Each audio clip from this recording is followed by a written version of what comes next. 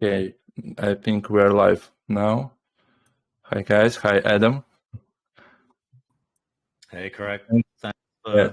having me on. Thanks a lot for accepting my invitation and taking time to join this podcast.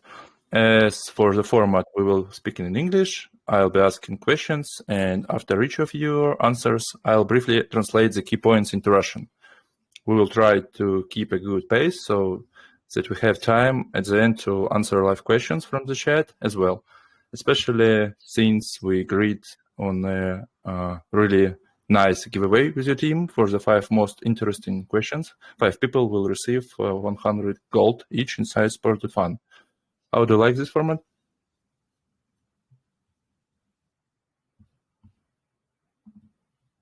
Do you hear me? Yeah, sorry, what was the question? Are you okay with this format? Yeah, sounds great, especially the giveaway. Sounds fun. Yeah, especially, you know. While I will translate into Russian, you might find it convenient to keep an eye on chat and reply directly to some questions there. If you do, please mark the interesting ones with images so we can reward their authors after this podcast, okay? Sounds good. All right, I'm adjusting my windows now so I can see the chat as well as you guys. Ага. Ребята, напишите тестовые что-нибудь, поприветствуйте. Okay. Okay, guys will write something here. Okay, nice. To help you better understand our audience, I'll give a bit of context. My audience is made up of Digians. Many of us are literally living on chain and active in the market on daily basis. For most of us, this is our core activity, not just side interest. I don't think it would be an exaggeration to say that my channel is the largest fantasy top community in CIS region. We've been playing since testnet days, and in fact, we are still actively involved. So if you don't mind, during conversation, I will sometimes reference to fantasy top and draw some parallels. Hope that's fine for you, with you. Yes, okay? Absolutely. So to build a logical bridge, I think it makes sense to ask, how do you personally feel about fantasy top? Which of their successes or even mistakes help you move so fast and make progress as a project? Good question. I always really liked the concept. I actually remember just before Fantasy Top started, I'd sketched out the idea of like, hey, what if you did like a fantasy sports game, but with celebrities? And then I saw Fantasy Top appear a month later, and I was like, oh, well, someone's done that. Cool. But yeah, I think what they did really well was like making it all about the crypto native, because the influencers, they all like to talk about each other, right? So it was just a really smart move to make it about the crypto community, because everyone would just love talking about each other. I think one of the things we have done that is similar is we've been very, very clear that we targeted the crypto native audience early. So if you look at everything we've done, we've always started with like low token prices. We haven't auctioned them. We haven't made people bid. We gave the early win to the community. So they were buying players on our market that were priced kind of like meme coins. So they started at like really, really low valuation. And then you got the early win for the users, which meant that they wanted to share their wins, you know, and that's how we became quite well known in August, because people were sharing all those screenshots. So that's kind of our similar approach to the ICO as well. Like we've started with a low valuation because we want there to be a win for the community as well, instead of doing this like these stupid $1 billion valuations. I will ask some questions about it later. Yeah. So staying on Fantasy Top, you know, I've never really played that aggressively, but a lot of our community on FDF have. So guys like Otto tell me about it. And it just seems like that the project has kind of gone on for a very long time, and maybe not delivered everything that the community wanted. That might be putting it mildly. So I think the important thing for us is just to keep shipping. So I think one thing our community appreciate about us is that when we say we do something, we will do it, and we're delivering updates to the game every week. So yeah, I think the genuine intent for us is to take this product to a wider market. And I think it's easier to do that for us because a sports product, it's the most popular entertainment product in the world. With something like fantasy.top, you also have to convince people that there's a whole new genre which doesn't exist. We, I think, probably have a better chance at taking it mainstream because sports is the biggest market in the world for entertainment purposes. Agree with you. And what about mistakes, if any? If you're ready to name any fantasy.top, mistakes which inspired you to move in another way, maybe better. I think it's certainly from what I've been told, and I wasn't super close, but what I was speaking to like Otto, and it just seems like, you know, very kind of big promises were made that have not been kept, perhaps, or certainly in the community's eyes, that seems to be true. So yeah, I think, you know, one thing we've always tried to do is be really efficient with our money. So I posted yesterday on Twitter that we launched our product in August. We'd actually been working quietly behind the scenes for 10 months before. We only spent $350,000 in that entire year. And this is kind of our DNA. Like, even though we've now made $10 million in revenue, we've already put $4.5 million of that back into our player markets. And we're not raising at $1 billion valuation. We're raising at 60. So we're raising only as much money as we really need. And I think that's probably a key difference. Yeah, okay.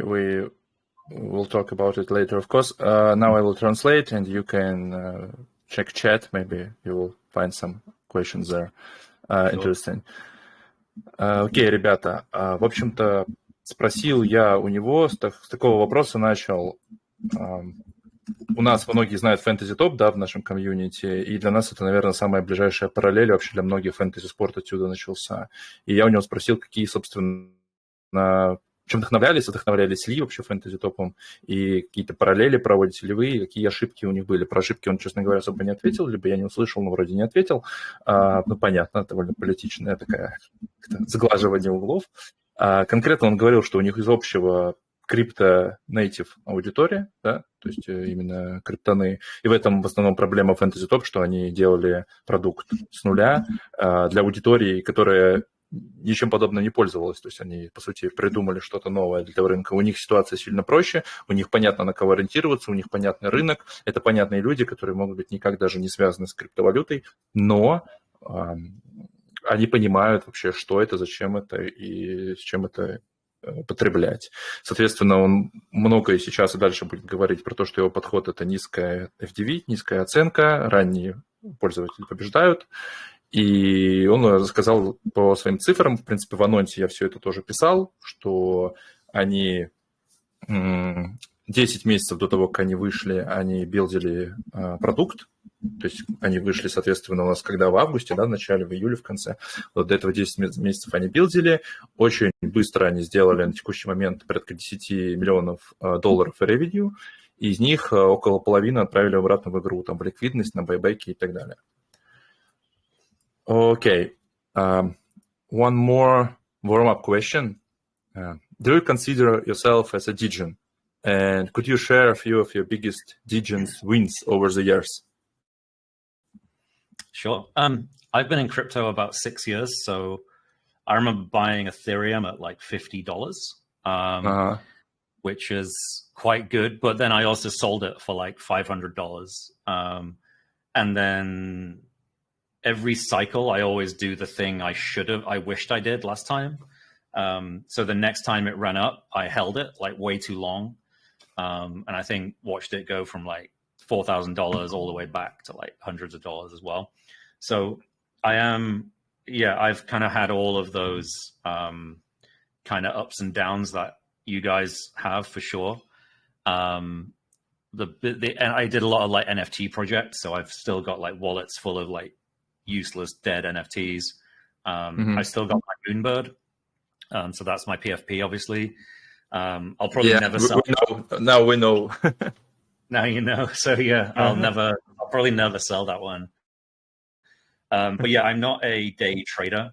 I've always spent my time like building products, which doesn't give you a lot of time to like stay on top of everything that is happening in the world of crypto.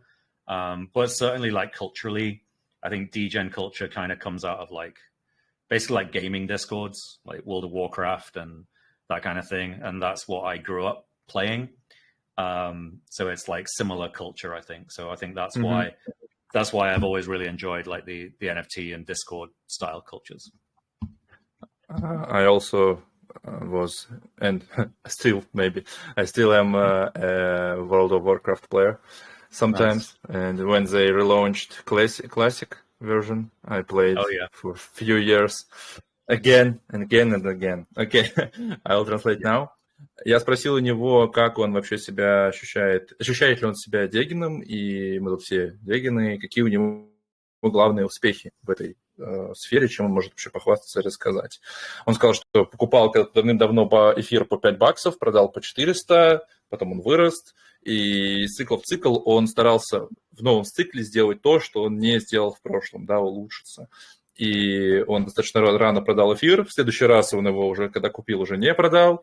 Эфир ушел сильно ниже его отметок. И, в общем, он не считает себя супер активным именно дегином, он скорее билдер, но, безусловно, всю вот эту NFT,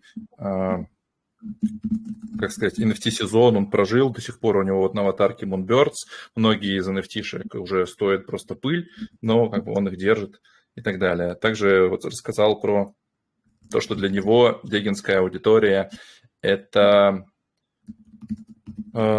что-то типа геймеров, он сам геймер, и примерно похоже он относится к этой аудитории, там про World of Warcraft и другие какие-то игры успели мы обсудить.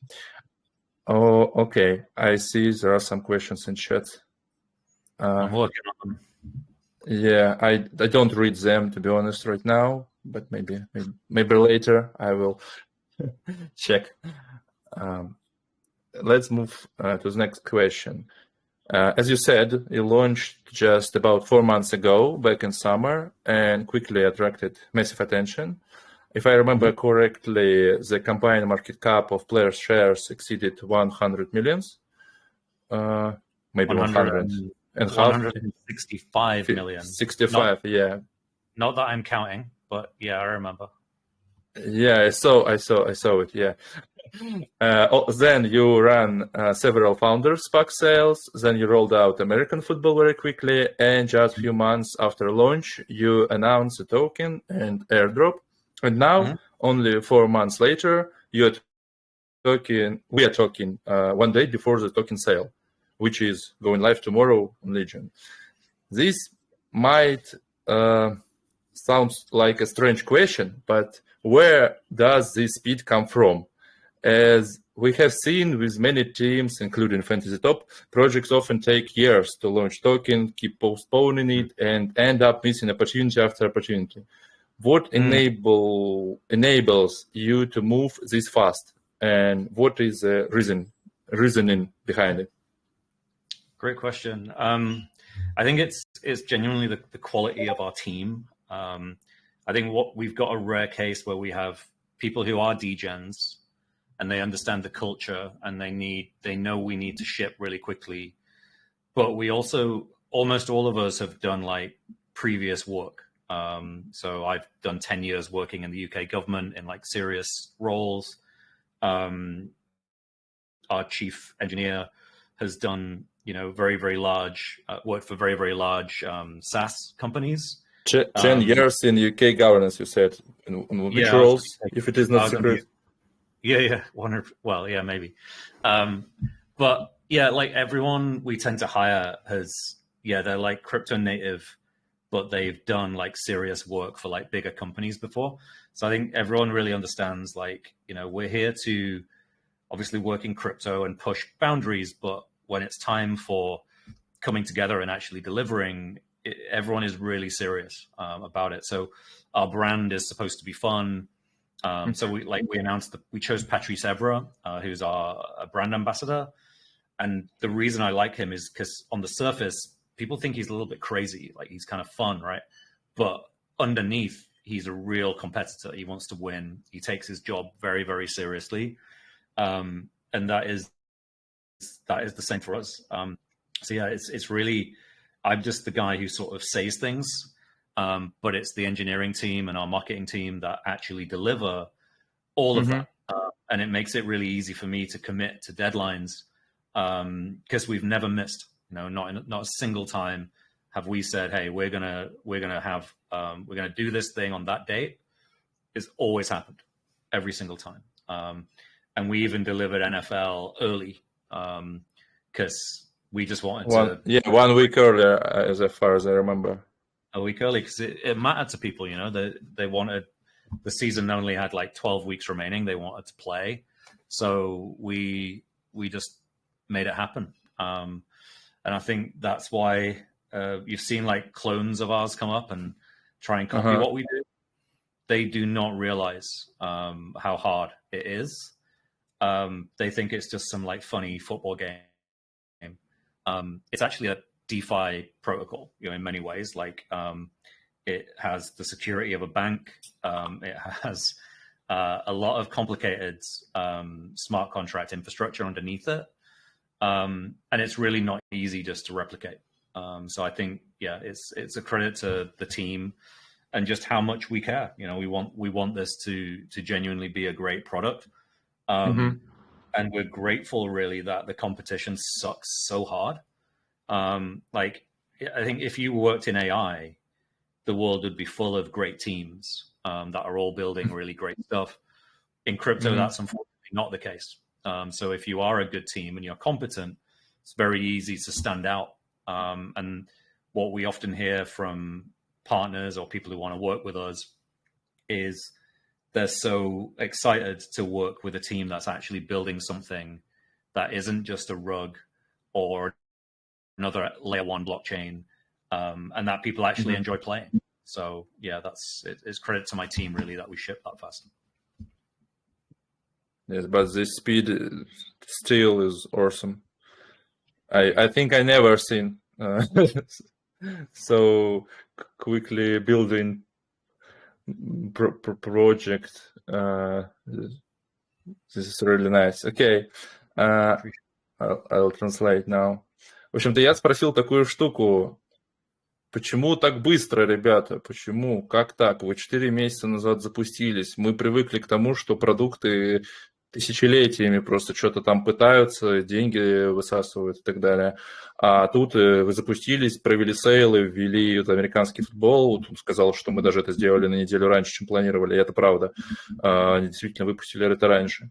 И мы сравниваем с тем же фэнтези.топом, которые бедняги уже 2 года не могут вообще хоть что-то сделать по направлению к токену.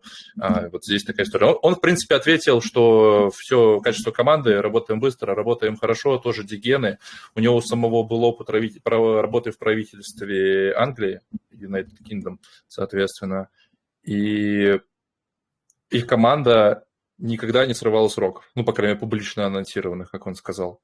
При этом у них плодится много конкурентов, но конкуренты не понимают, насколько это трудно, при том, что у них, помимо того, что игра, это все равно очень близко, это, по сути, DeFi проект, продукт, и, соответственно, вопрос безопасности протокола тоже стоит достаточно остро, поэтому это как бы тяжело им дается, но для него абсолютно, так сказать, логично, почему это у него получается. И ничего в этом удивительного нет. Okay, I will check chat. Yeah, a lot of questions there.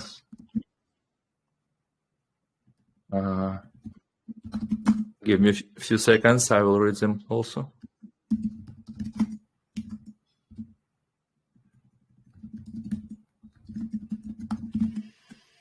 I hope you use images to choose best questions while you're answering them, if there are. Okay. if you finished, we can continue. The next question. I'll just answer this last one. Yeah.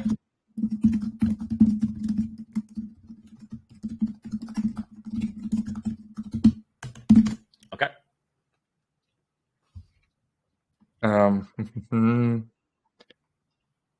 Okay, let's continue about the token and this TG event. Right now, the meta is clearly shifting towards revenue-generating projects, where token actually has real utility and buybacks are becoming the standard for confident, well-built projects. Yep. Could you explain, please, to our listeners why your project need a token? I think if you look back at like 2021 and even earlier, you had these ICOs which had, I think it was actually a good idea, right? Like you had this concept of like people could support projects they liked early. And the idea was like they would go on and get built, and the users had a really good entry price. And then, it just never really happened. No one really built, not many people really built anything, but it was a good concept. And I think for me, it's more exciting than the path of typically a founder would be like, right, okay, I'm going to build something like football.fun and I will try to sell it to DraftKings or some big company. But that doesn't really excite me. And it's quite difficult to do because our market is decentralized anyway. Like we don't own the liquidity in the player market. It belongs to players. So I don't think you could really sell that. So for me, it's a much more exciting prospect to put all of the revenue behind the token. The equity in the business is not supposed to be worth anything. That's a really cool picture. Reminds me of Golden Axe in the chat there. That was a classic Mega Drive game for anyone who doesn't know. So yeah, like the idea of running a completely different business model where the people who are playing and are interested in the project actually share upside, I find it really fascinating. And I think it works as well. Like it's not just, this isn't just us being nice by sharing revenue. Our bet is that if we can get lots of people who are interested in the project, that is effectively free marketing, right? Like if you have this whole army of people who want you to succeed, these are going to be your best marketing, the best promotion. A lot of games and other things can spend 60% of their revenue on marketing. What if you spend 40% on your token instead? And that could actually be more efficient. So I think that's a really, really interesting. You mean 40% on buybacks? Yeah, we do. So the plan already, we do 40% of buybacks from our market. So we will also do 40% of revenue and buybacks of fun specifically. And then 20% will be for operational costs and other marketing that we do. But yeah, that's the commitment that we will stick to. 40% of revenue. So the idea is then we create all of these different sports markets, NBA, cricket, maybe League of Legends, any other sport you can think of. And then 40% of the revenue from those markets goes to supporting the value of the fun token. But that's just really an internal business decision. There's other exciting utilities of the fun token. So just by holding it, you get discounts on the market. So you get cheaper fees. You will get access to this, it's kind of like the pump.fun of sports, we call it. Looks like a good deal, these discounts, I think, because right now fees are not really small, It depends the way you look at it. If you look at it like a Uniswap DEX, then it looks big. But as a game, it's pretty reasonable, especially given that we give a lot of that back to the market as well. So most sports fans or fantasy fans, they don't care about the fee. The degens do because they're used to Uniswap. But this is a product. It is a different thing. And I think most people see that we're doing beneficial things with them. It's not all just going to fund my yacht, although people joke about that. But we generally use those fees to benefit the game and the community as well. Okay, I got it. Спросил я по поводу токена. Зачем, собственно, он нужен и в чем utility будет заключаться. Он начал с того, что на прошлом цикле было много ICO, и вообще эта концепция крутая, собирать деньги, а потом билдить. Ему она нравится. Но, к сожалению, так никто ничего не набилдил. Поэтому сначала они, во-первых, решили что-то сбилдить и показать, да, и, в принципе, достаточно, он считает, успешно себя показали, и их продукт, он уже перечислял там ревеню и так далее. И также, в том числе, они думали что-то сделать и продаться компаниям типа DraftKings, которые специализируются, я так понимаю, на фэнтези, спорте, Web2, но в итоге решили двигаться самостоятельно. Он сказал, что их ставка на привлечение людей, кто заинтересован в проекте, лучше маркетинг, но это понятно. И также он сказал, что проекты тратят до 60% их ревенью на маркетинг. Он же решил, что будет намного эффективнее, если они будут тратить 40% на байбеки, 40% на байбеки токена, 40% на байбеки маркета и 20% на работу команды.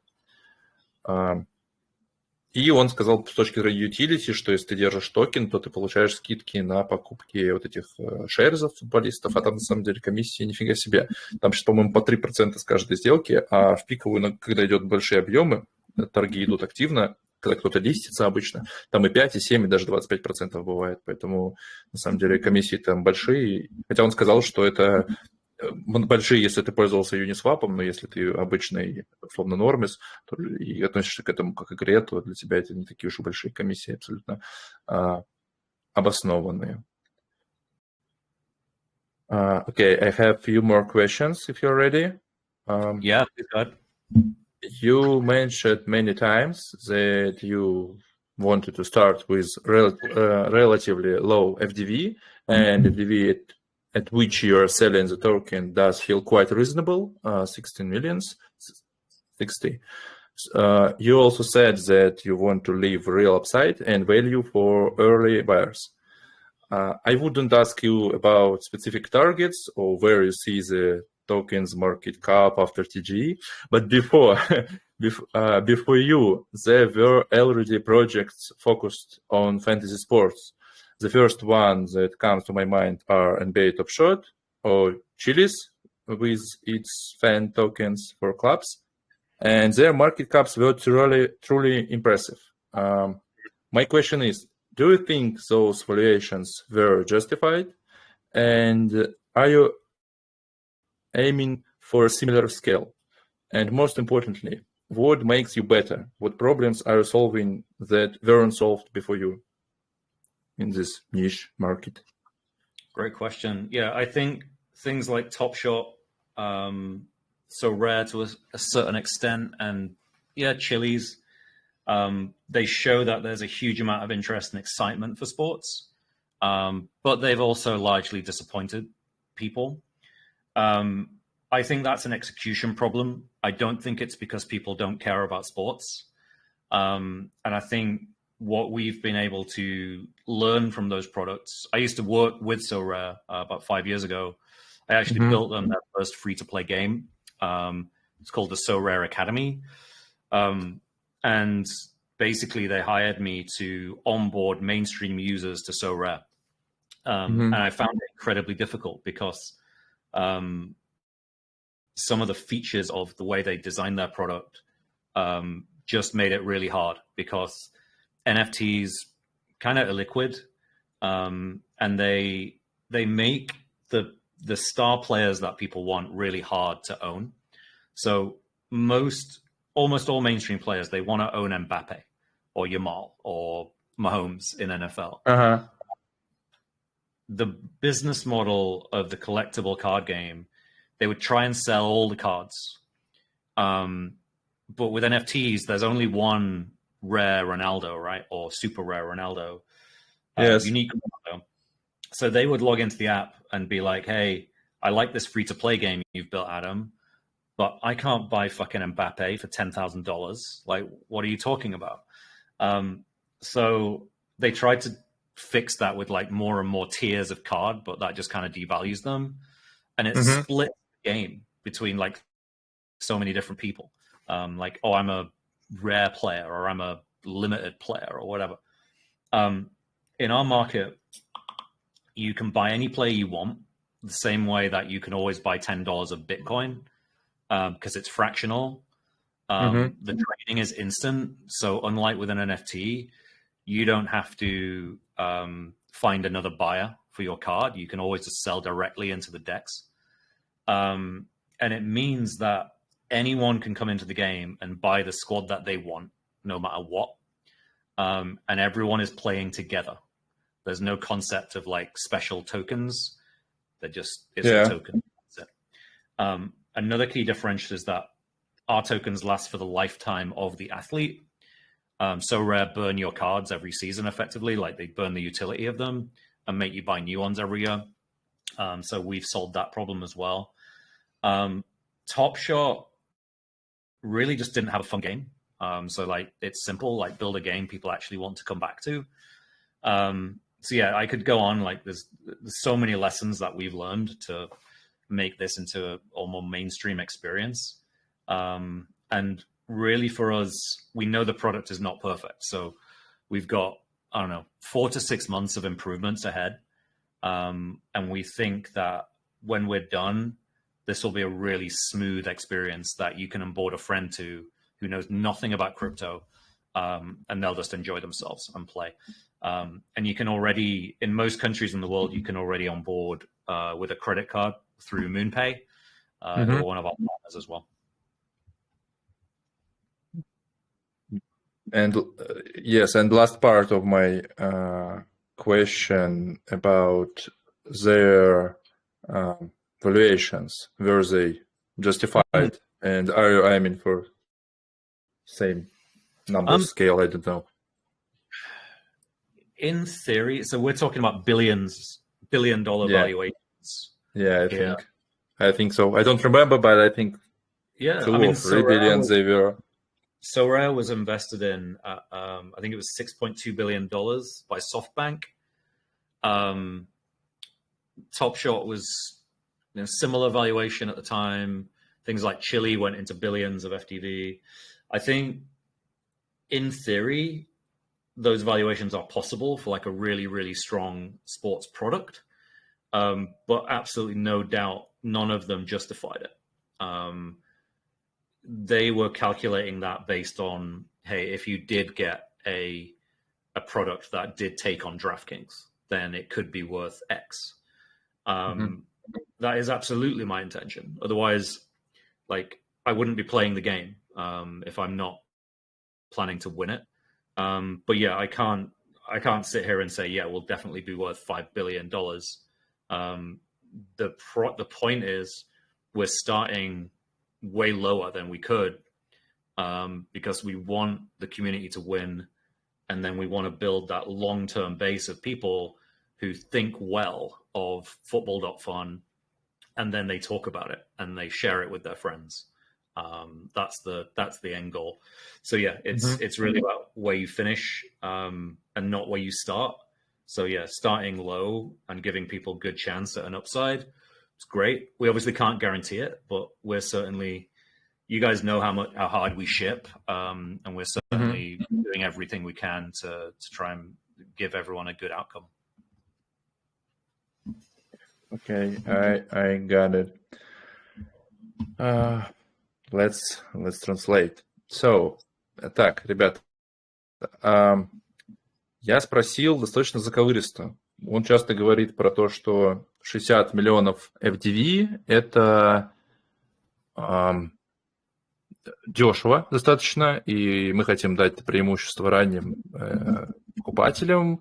И сейчас в ответе, в том числе, он сказал, что вообще-то мы могли сильно дороже начать, потенциально продаваться дороже.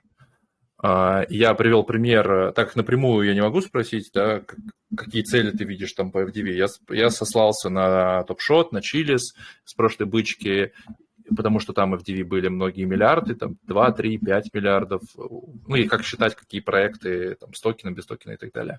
Вот, спросил, что он думает, и можно ли, соответственно, насколько честные были эти оценки, и смогут ли они, как он считает, достичь чего-то похожего.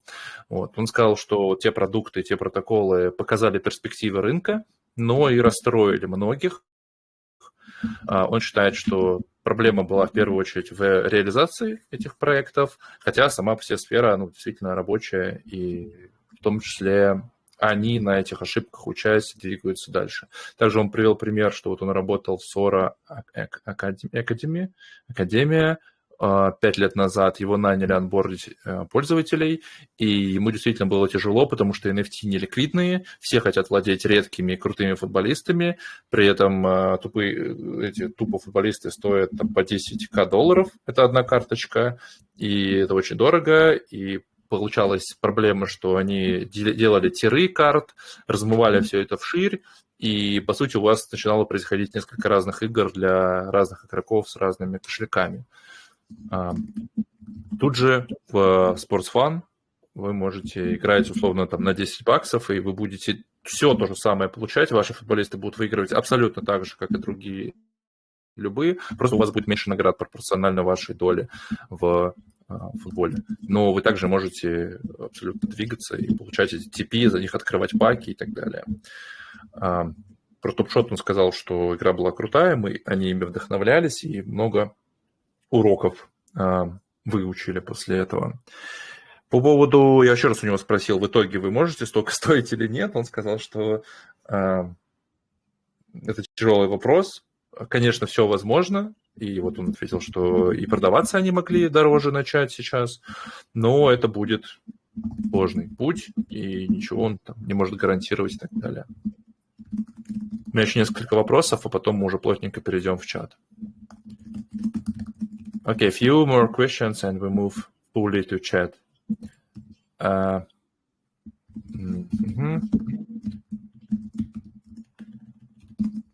you ready? Yeah, let me just finish this one question. Yeah. That's why I am asking. Yeah.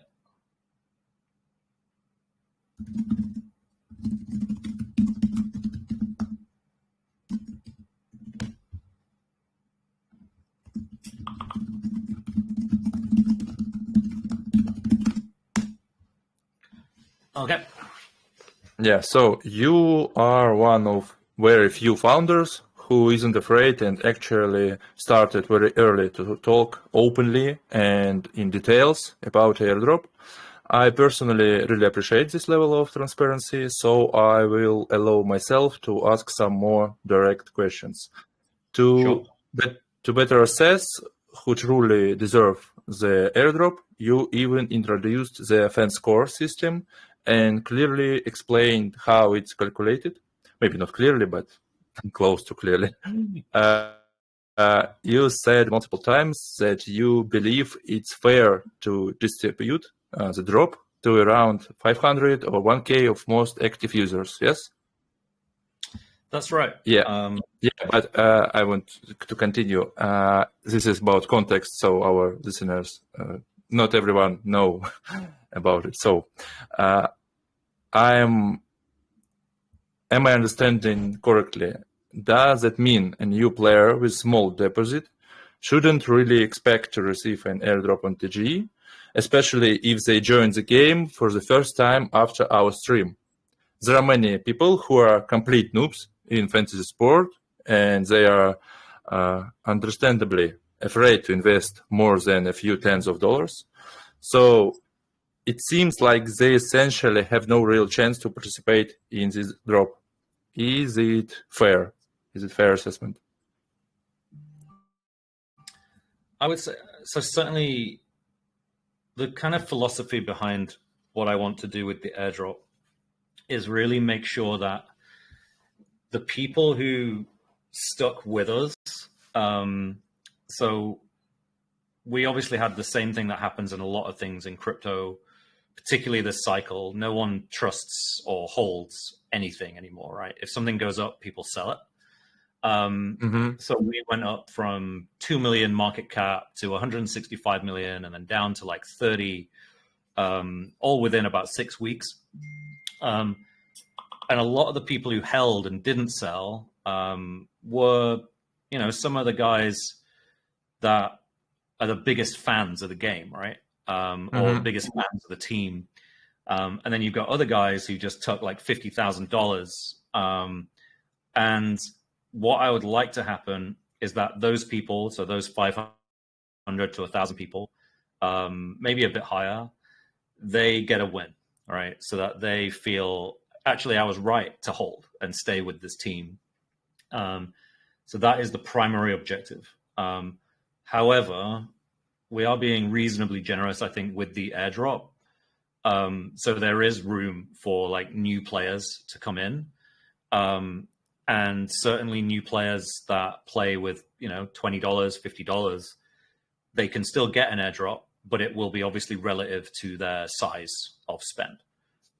So if you're playing with $50, you're not going to get a $3,000 airdrop. But you might get something that's nice, you know? So I think it could sound fair enough. Yeah, I'm talking about just they wouldn't receive airdrop at all, as far as I understand you previously on the previous AMAs. I think they should keep playing, because it's not unlike with other projects, we're not just going to do one airdrop, right? Being rewarded in fun is going to be a regular part of the game. So the idea is, you know, you keep building your fun score. This will become a normal thing in the game forever. And you will always be able to get like additional rewards through. So yeah, I think the key thing is, do you enjoy the game? If you enjoy playing, you know, then play. If you're really just only playing it for the airdrop and you hate it, probably don't play, is my advice. Okay, got it. Did I understand you correctly? If people will join even after today's stream with small amount of small deposit, maybe 10, 20, 15 bucks, they still can receive something on TGE, but this will be a small amount, which is it's something similar to their deposits, and they and they still should be good in game. Still. Yeah, I mean, I can't guarantee it, but if you're playing with a small amount and you're good at the game, and there's no reason you can't. But yeah, it would just be like in proportion to what you are spending and you're playing with, really. I want to continue this theme a few seconds more. This might be a naive question, but founders constantly talk about decentralization and distributing token as widely as possible, and these airdrops are often used specifically for that purpose. What is your view on this approach? I think, I mean, the alternative to our path was we could have done a big VC round instead of an ICO. So we had those discussions. We probably spoke to every major VC you can think of, and we had some good conversations, but ultimately, by the time we got to the end of that, we'd been speaking to the Legion team, and we were like, actually, we don't need to do a $10 million, $20 million raise from a VC. We've already got good VCs. So we've got Sixth Man Ventures, who are great. That's Mike Dudas. We've got Coinbase now, who are probably the best signal you can get for like being a serious project. So ask later about the base token. Yeah. So the best thing we thought we could do is, hey, actually, why don't you if you go and raise through Legion and Kraken, you could get thousands of fans. who all care about your ecosystem and will help promote us, which to us is more valuable than like one tier one investor. So that's basically why we're doing that. Of course. Legion sale, really good place for it. Yeah. So I do think distribution matters, and I think ultimately our goal is not just to sell out the ICO; it's to have a good token chart as well. So generally speaking, if you have a smaller number of participants, there's much less risk that one person just decides to dump on a particular day. I believe the economics long term make more sense as well. Okay, I got it. Thank you for your answers here on these tricky questions. Okay. Так, ребята, я, собственно, спросил тяжелый вопрос достаточно про airdrop и, собственно, детали какие-то этого процесса, потому что он часто писал и говорил, и публично. Я почему у него спросил, потому что другие фаундеры, вы знаете, они вообще evaded эти вопросы, он и статьи писал на эту тему, и на AMA говорил, что вот он хочет наградить топ-500 или топ-1000 самых активных пользователей, которые не кинули, грубо говоря, их, когда вот они выросли с 0 до 165 миллионов, потом откатились на 15, сейчас в районе 30, и те люди, кто остались с ними, кто не закэшаутились, это для него одни из самых важных людей, потому что сейчас такой рынок, что никто не холдит, все продают, все стаканят. И он хочет, чтобы вот эти люди выиграли и поняли, что не ошиблись в команде. Соответственно, я это все разгонял в формате, что означает, что те, кто сейчас присоединятся, ничего не получат, потому что у него идет система фанскора, там очень много чего учитывается, и объемы ваши, и комиссии, и очки, которые вы зарабатываете, и размер депозита, и рефералы, короче, там около 10 переменных у них. Но скоро это набивать достаточно тяжело все еще. Он сказал, что нет, скорее всего, те, кто на небольшом банке двигаются в депозите, все еще могут получить, если они будут достаточно хороши и эффективны, но не стоит ожидать там какой-то life-change истории, это, скорее всего, будет что-то соизмеримое с тем, что туда проинвестировано, но, опять же, он ничего не гарантирует, ничего не обещает, скорее говорит про свой подход. Дальше я спросил про децентрализацию и дистрибьюцию. Все фаундеры постоянно говорят про вот эти две вещи, что нужно распределить как можно шире, как можно большему количеству участников, это все у нас крипта, веб-3 и так далее, но вы сами все это знаете, можно даже вам это не проговаривать.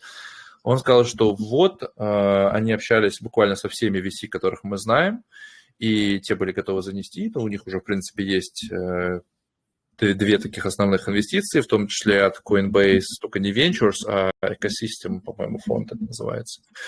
Честно говоря, я не гига-эксперт по VC, возможно, в комментариях кто-то знает лучше, наверное, это какой-то их там тир-2 фонд, не знаю, какой-то для поддержки экосистемы в первую очередь.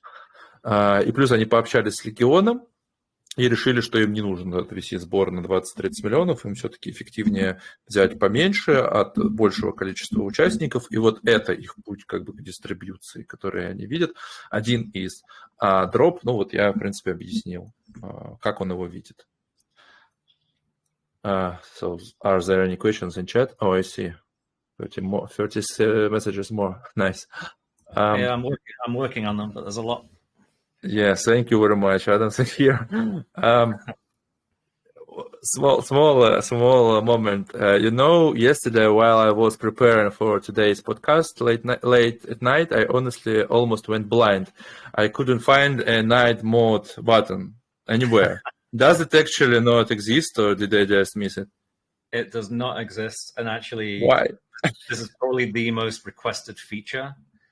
There's just always something else that I want to do first. We're working on really cool new reward mechanics, which changes the pack opening experience.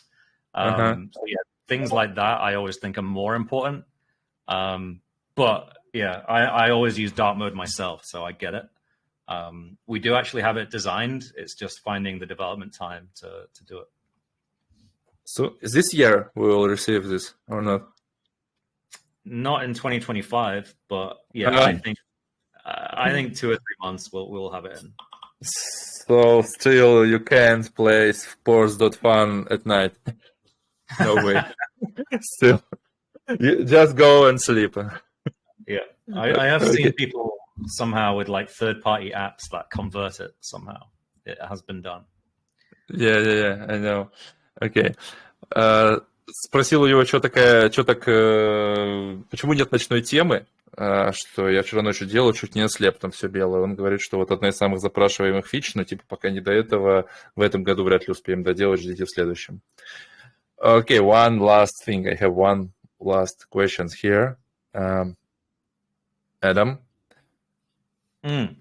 I want to ask you one last question. You often say that playing sport.fun is literally the best way to position yourself for a base token airdrop.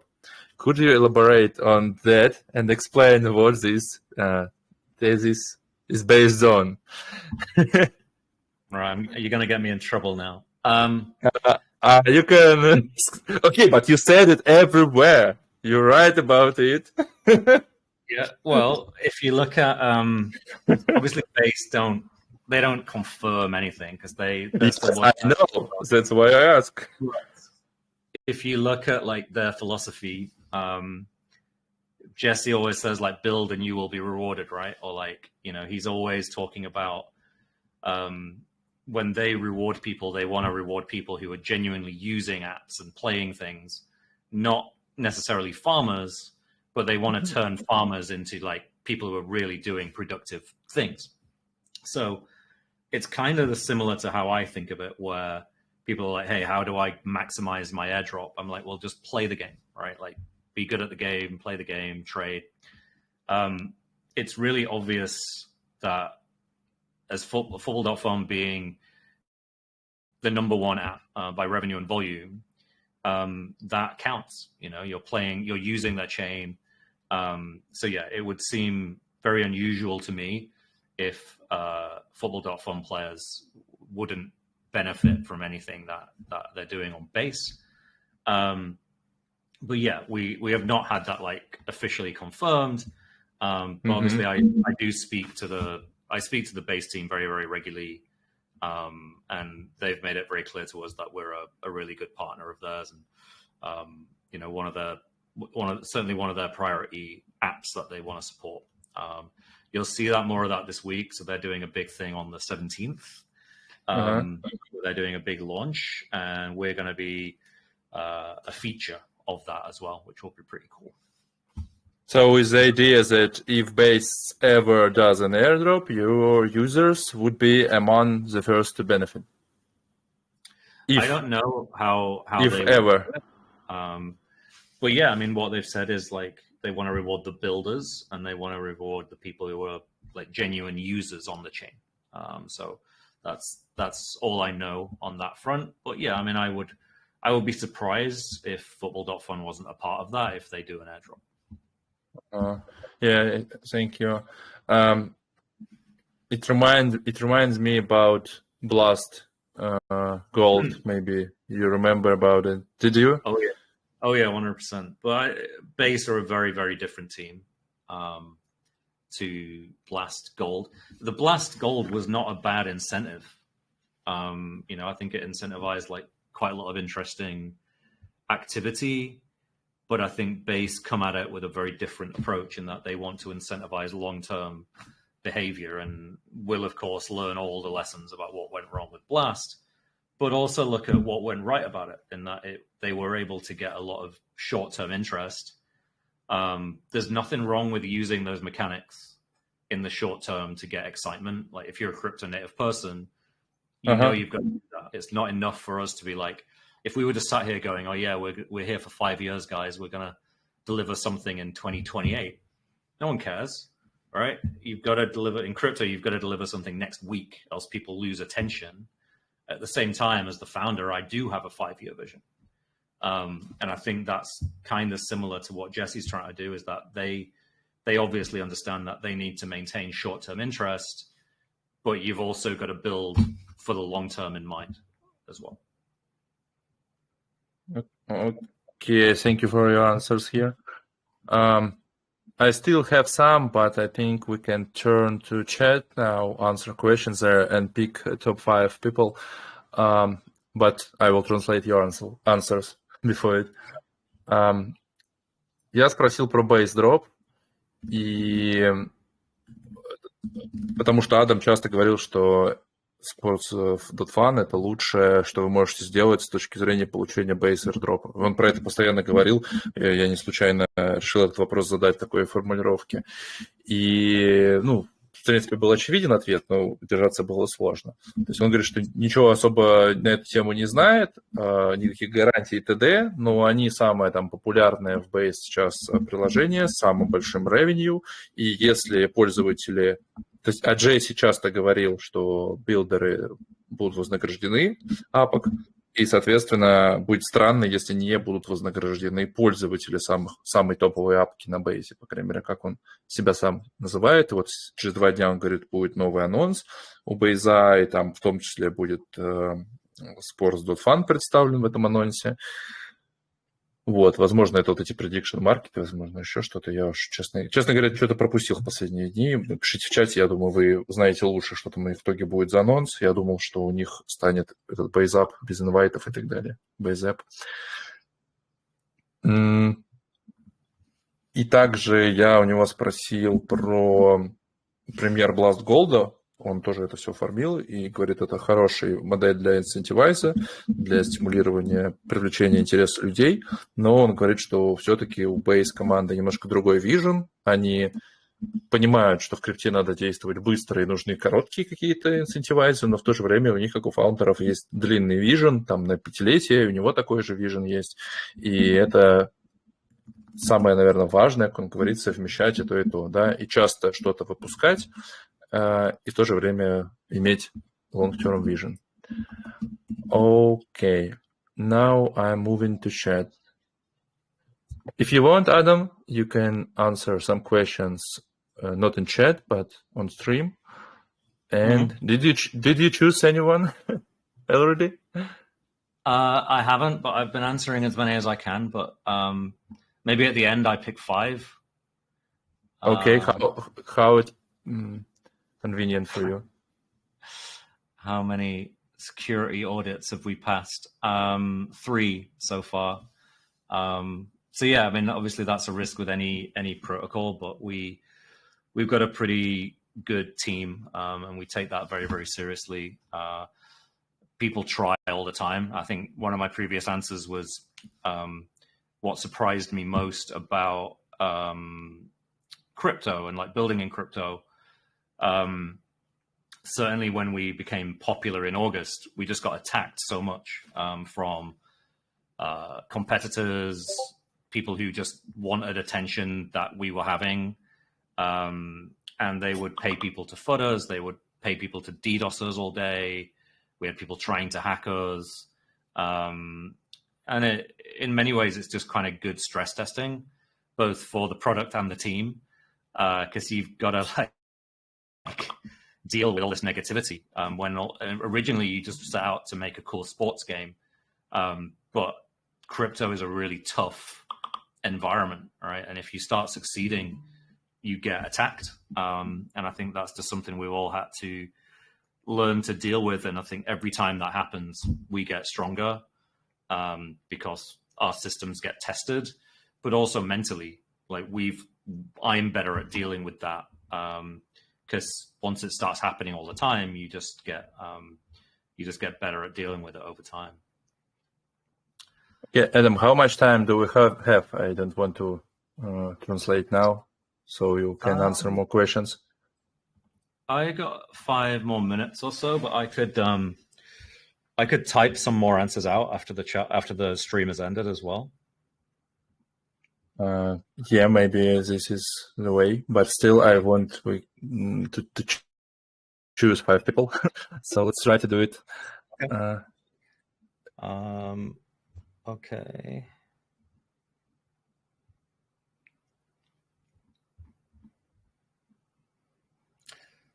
I quite like this one on the hardest moment in the last 12 months was a good question from Bad Boy.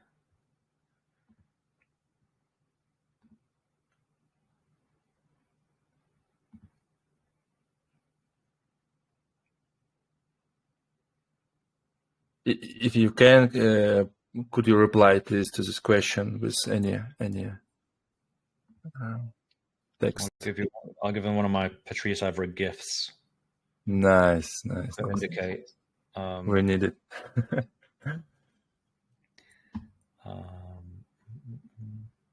No, there was a lot of good questions.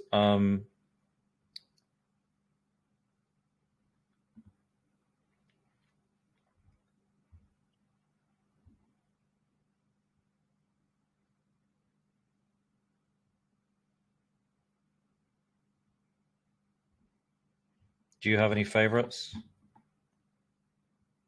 I'm just reading right now from the beginning. It will take some time. I like this one as well. He was asking about the pressure of an upcoming TGE for the team, just because of like community expectations. I think, yeah, we obviously feel that. But we're used to it probably more than most because we already have a live market. You know, we've been running that for 3 months, and you are always judged not by how good your product is necessarily, but like what the market cap is that day, which can be quite difficult as a founder. I think sometimes it like pushes, that pressure can push teams into strange decisions. One thing we really try and do is stay calm when that happens, and stick to our roadmap, and that has served us quite well so far.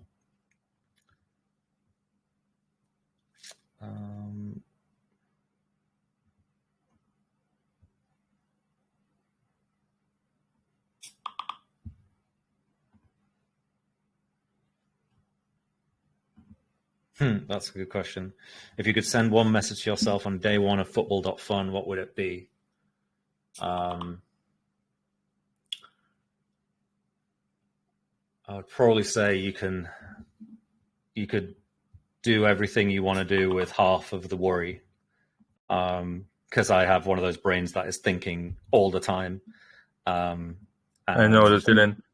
Yeah. So pretty much every hour of every day, my brain is thinking about football.fun and what we can do next. Sometimes that's a good thing. But 80% of the stuff I worry about never happens. So I could probably relax a little bit more if I wanted, but it's not easy for my personality.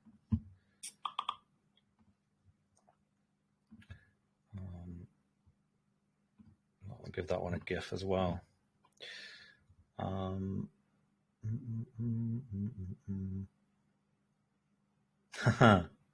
This is a good one. From Tara, you moved from a structured government programs and big suppliers to a lean Web3 startup. What is one old world process you still enforce that most crypto people would hate? Why does it give you an edge? That's a really good question. Often when I encounter founders who have never worked like a mainstream job before, they try to be sometimes a little bit too fast. So people say we're fast, but we don't cut corners either. Like we have a very, very well-disciplined engineering team that operate extremely professionally. Like you wouldn't, the guys from, I don't know, Google or Facebook could walk into our engineering team and recognize the processes of like how it works. But we're also just a little bit more flexible in that, you know, we've got guys who will just run through walls to make something happen because they care more than you would if you were working at Google. Like when we did the live streaming in app for the first time with the Sam, Stefanina, and Nock show, where they actually broadcast their stream from the app, that could have been weeks away. But one of our engineers was just like, that's cool. I want to make that happen. So he spent his Sunday integrating it into the app. So I think that's the difference. We've still got that like very strong professionalism, but in a startup, people have that passion as well because they feel like ownership of their work. And I think that's why we get that little bit of extra juice out of the team. You know, I have same GIF as you sent, but this, you know, here, bull market, something like this is written here. Yeah. Love that. That's actually an England football meme. Because most of our fans look quite similar, actually. One last question we need to choose. Who will be lucky one?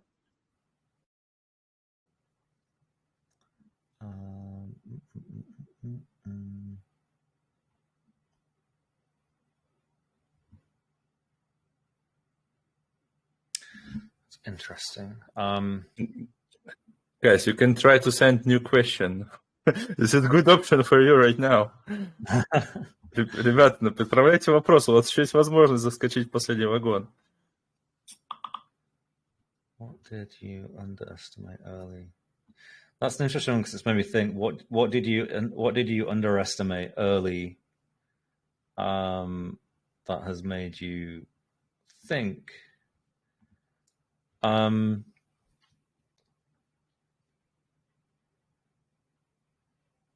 That's an interesting one. Yeah, I think it is the.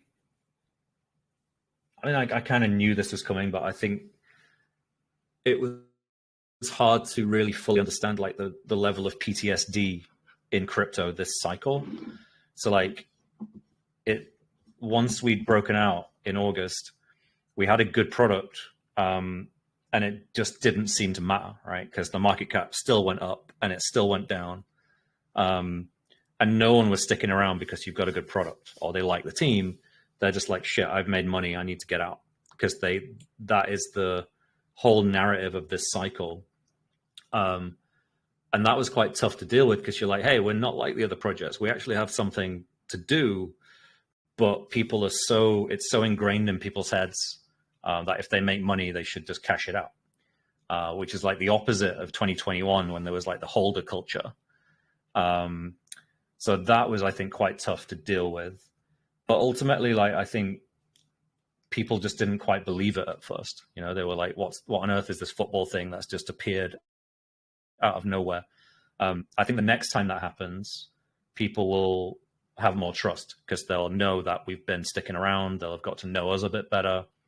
So yeah, I think that the only way you overcome that is by being consistent over time and just keeping on going. So yeah, that's our plan really for the next years ahead. Okay, I think we're done here. Thank you a lot for joining our podcast. It was a real pleasure, yeah, for me. And most importantly, that thank you for your honest answers. It's very rare to see a founder be this open. And yeah, thanks for your great questions, and also the community had really great questions as well. If there's any I didn't answer, I'll come back in chat and answer them later on. Yeah, maybe the guys will tag you in chat, and you will find some time to answer them. Ребят, тегайте, если что, Адама, и он ответит. Но разочек, вряд ли сильно часто получится. Thank you again. Bye. Thanks, guys. Bye. Так, ребят, кто здесь еще остался, я еще здесь. Если вы хотите вдруг, то можете поднять ручку по такой новой традиции после таких подкастов, либо спросить, либо сказать что-то вам понравилось, не понравилось, что можно было добавить, улучшить, чтобы в следующий раз было, надеюсь, еще лучше, чем сейчас. Вот, либо пишите в чатик. Я считаю, неплохо получилось. Жаль, что у нас в регионе именно фэнтези спорта не такие популярные, как какие-то другие виды апок. Но все еще, мне кажется, это многим будет полезно, в том числе при принятии решения по инвесту, посмотреть на фаундера. Да, Мак, разрешите говорить. Привет, Мак. Да, здорово. Да, я просто хотел сказать спасибо за войс, внимательно слушал. Все, заебись. Да, спасибо большое. Стараемся. Улучшать English, знаете ли. В прямом эфире, можно сказать, у вас на глазах. Хотя, конечно, он какие-то вопросы чуть-чуть избегал, и обходил, но вы сами знаете, насколько фаундеры обычно ни хрена не говорят по делу. Тут объективно он, я такое чуть ли не в первый раз вижу, чтобы и про airdrop заранее говорил, и какие-то условия говорил, и все это известно было, и все это и по сейлу, и там. Короче, тут ощущение, что наш из народа, это ложное, понятное ощущение, не надо там влюбляться, обольщаться, но оно есть, по крайней мере, у меня. И приятно с такими фаундерами пообщаться сейчас. Лицо как человек для тебя когда кинет было. Чего еще раз? Лицо как у человека, который никогда не кинет, было у него. Прям никогда прям не кинет? Да, такой прям честный чувак свой. Ну да. Тоже бородатый, как я, так что мы с ним где-то это с чем-то похожи. Ну и вообще, в конце концов, они нам призовой $500 дали, ни хрена себе. Это ж ого-го, по нынешним-то временам у нас тут то ли бычка, то ли не бычка, хер поймешь. Поздравляю всех, кто выиграл. Давайте сразу пишите Диме в личку, кого он тегнул. Кого он тегнул. Сейчас я скину в чат. Вот, пишите Диме, DJ Arek, и можете кидать ссылку на сообщение, где он вас тегнул гифкой. Вот, Дима проверит. Я не знаю, я узнаю, какую надо инфу. Наверное, личный кошелек внутренний, игровой, или что там, какие еще есть варианты. Может быть, этот ник игровой, может, ID где-то написан. Вот, мы спросим, узнаем, соберем, отправим. По идее, вам отправят по $100 ингейм этих голды. Но суть в том, что они абсолютно стандартные. То есть вы можете на них как купить что-то, так и вывести их просто без комиссии тут же. Это, по сути, просто $100 на привик кошельке. Вот. Как чекнуть, да, по гифкам, кого он выбрал по гифкам. Тут, онлайн у нас сегодня был совсем небольшой, и причем все ники, практически все ники, которые я вижу, я их знаю. Это, конечно, фантастика. Насколько нас с вами в крипте осталось 3 человека? Но приятно видеть знакомые ники, и приятно, что реворд уходит не просто каким-то рандомом, да, а в том числе кому-то, кто в чатике достаточно давно, хотя и не все из них, но есть и свои. Вот Иван нашел, например, Максим Олд. Вот остальных я что-то не помню так сходу. Ну, тут уж вопрос, кого Адам выбрал, сами понимаете. Ладно, ребят, не буду тогда ваше время больше занимать. Спасибо, что пришли. Зальем, тайм-коды сделаем, выставим. На ютубчик выставим целиком, в твиттер выставим, обрезав всю русскоязычную часть с переводами и так далее, чтобы наши друзья и не только могли посмотреть. Крэг, сколько у тебя фан-скор? Слушай, у меня, честно говоря, фигня. У меня, по-моему, 5-й левел, потому что я же... И вы, наверное, не помните, но... Хотя, наверное, те, кто на канале давно и внимательно помнит, я вначале не сильно эту всю идею поддерживал. Мне показалось, что это какая-то полулутка, полупирамида, вообще какая-то засадка. Короче, мне не понравилось это в самом начале. Я почему-то, это было в дни вроде 0x Connect, если я не ошибаюсь, я был головой там, и я пропустил, что в Твиттере эта тема очень сильно ширилась. Пропустил косяк.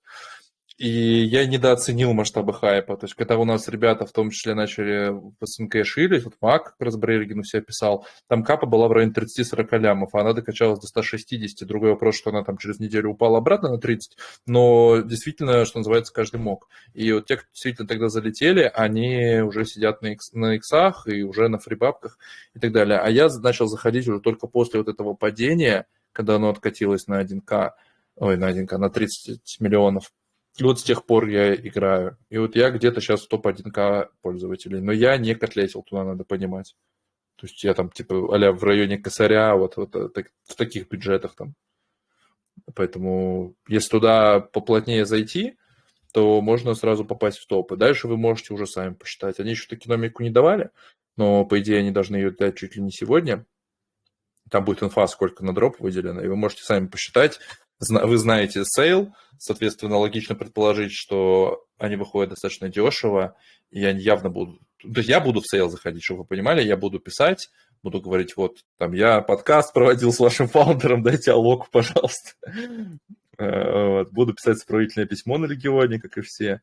И на Вайби мне это не помогло, как вы помните. Я писал, я проводил подкаст с Легионом, мне не помогло, алоку мне не дали, может быть, тут дадут. И я думаю, это неплохая инвестиция. Не лайфчейндж история, но я легко допускаю, что даже если 2 икса выйдет, тело забираем на ТГЕ, потом у нас там вестинг у них идет, да, что-то 6 месяцев, если я не ошибаюсь. Я думаю, неплохая темка. То есть, мне кажется, надо участвовать. Решайте сами, дело ваше, никого не засаживаю. Я говорю, дай бог, чтобы мне дали поучаствовать, потому что, я думаю, будет переподписка. Они собирают... Они заанонсили? Сколько собирают, да? По-моему, заанонсили. 3 ляма. Я думаю, будет переподписка, если честно. Хотя могу ошибаться, рынок сейчас явно не в лучшей своей форме. При этом, даже если они выйдут миллионов в 150, это уже будет очень жирно. То есть, примерно по верхней планке своей капы своих шерзов. Честно говоря, для меня это уже будет успех. А дальше уже будем посмотреть. Все тогда. Еще раз спасибо всем большое. Спасибо всем, кто пришел. Приходите дальше. Всем пока.